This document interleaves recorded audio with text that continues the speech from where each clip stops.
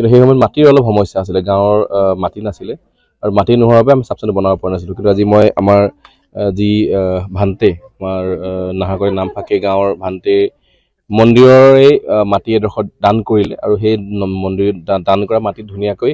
প্ৰায় 50 লাখ টকাৰ এটা sub centre model sub centre আমি আজি আধাৰশিলা স্থাপন কৰিলোঁ আৰু এই চাব চেণ্টাৰৰ ওপৰতে ৰেচিডেন্স কোৱাৰ্টাৰ থাকে ইয়াত ধুনীয়াকৈ ব্যৱস্থা কৰা থাকে এগৰাকী নাৰ্ছ এগৰাকী মেডিকেল অফিচাৰ ওপৰত থাকিলেও পাৰে এতিয়া এনেকুৱা ভিতৰুৱা গাঁও এখনত যেতিয়া এটা চাব চেণ্টাৰ আগতে কি হৈছে কোন থাকিলেও নৰৈছিলে ডক্টৰ পোৱা নাযায় কিন্তু কমিউনিটি হেল্থ অফিচাৰ থাকি লোৱা ব্যৱস্থা এই ধুনীয়া কনচেপ্টটো হোৱাৰ পৰা খুব সুবিধা হয় আৰু থাকি ল'লে 24 ঘণ্টাৰ মানুহৰ শুশ্ৰূষা দিব পৰা যায় আৰু সহায় কৰিব যায় ভাবোঁ অসম চৰকাৰ আৰু NHMৰ যি নতুন ব্যৱস্থা মডেল চেণ্টাৰবিলাকত ৰেচিডেন্স আৰম্ভ কৰিলে খুব ধুনীয়া পদক্ষেপ আৰু আজি আধাৰশিলা স্থাপন কৰিলোঁ প্ৰায় 50 লাখ টকা আৰু 9 মাহত সম্পূৰ্ণ উঠিলে গোটেই 3খন গাঁৱৰ ৰাইজৰ সুবিধা হ'ব